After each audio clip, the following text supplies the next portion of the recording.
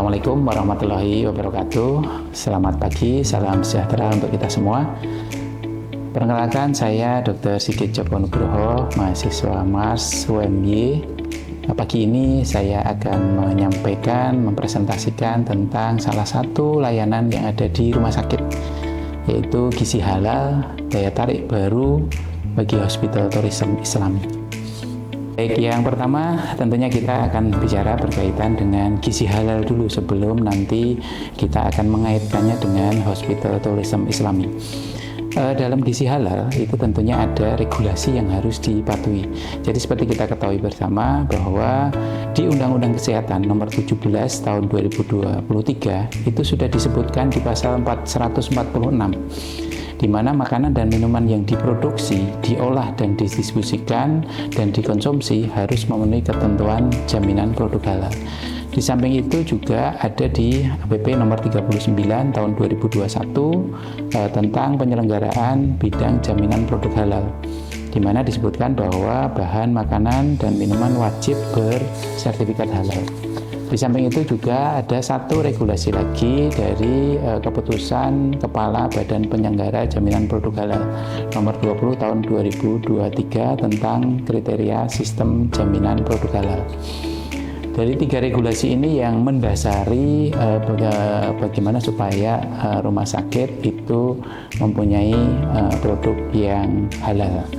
Selanjutnya, Bapak Ibu sekalian, kita bicara berkaitan dengan kriteria sistem jaminan produk halal seperti yang diatur oleh keputusan Kepala Badan Penyelenggara Jaminan Produk Halal.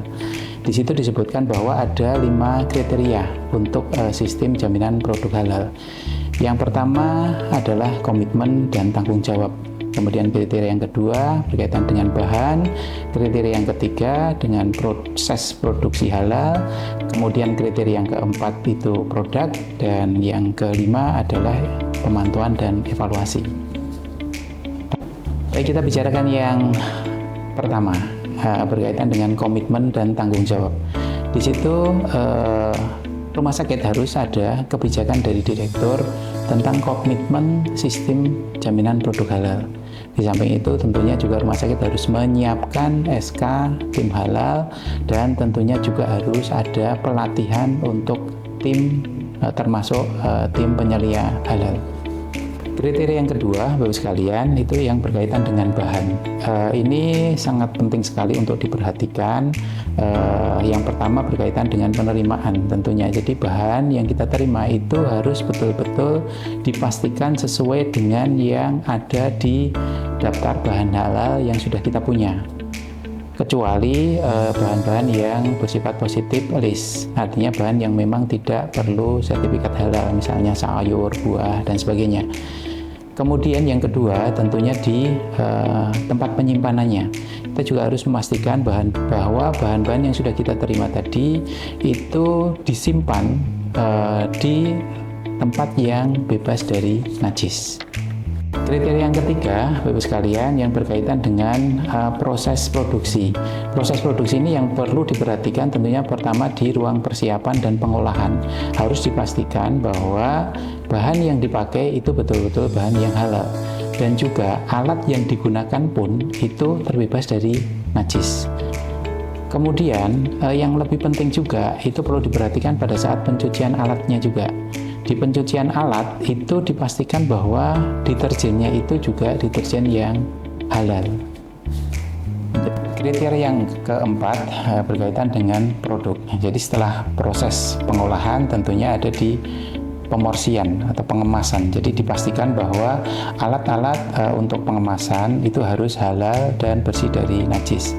Di samping itu juga perlu diperhatikan alat pengangkut atau troli itu harus tertutup dan tidak digunakan untuk mengangkut barang yang tidak halal. Kemudian yang penting lagi juga harus ada label halal di bahan pengemasnya. Kemudian yang kelima, Bapak sekalian, ini yang berkaitan dengan pemantauan dan evaluasi. Yang perlu diperhatikan di sini adalah bagaimana bisa menjaga komitmen untuk produk halal ini tetap dipantau. Artinya dipantau, diaudit internal oleh penyelia halal yang kompeten. yang bersertifikat dari BNSP. Jadi untuk memastikan bahwa manual halal yang ada di rumah sakit itu dilakukan sesuai dengan yang sudah tertera. Kemudian ada laporan paling 6 bulan sekali ke BPJPH. Itu Bapak sekalian yang berkaitan dengan 5 kriteria produk halal dari Badan Pengelola Jaminan Produk Halal. Bapak sekalian, dengan komitmen pelayanan gizi halal yang ada di rumah sakit, ini bagaimana bisa mendukung hospital tourism Islami. Tentunya dengan komitmen gizi halal, itu pasien akan mendapatkan gizi sesuai dengan kebutuhan. Kemudian yang kedua tentunya kepercayaan, kenyamanan, dan ketenangan spiritual dari pasien itu akan terjaga. Artinya dengan demikian, kepuasan pasien akan didapatkan. Nah, dari hal-hal seperti ini ditambah lagi dengan layanan yang berkualitas, tentunya kita bisa meraih atau menangkap peluang wisatawan yang ada di domestik maupun di mancanegara. Karena bagaimanapun Bapak sekalian, seperti kita ketahui bersama bahwa mayoritas masyarakat Indonesia adalah Muslim. Dan tentunya ini menjadi peluang juga ketika rumah sakit memberikan pelayanan gizi halal. Di samping itu, ada juga wisata-wisata yang bersifat religi.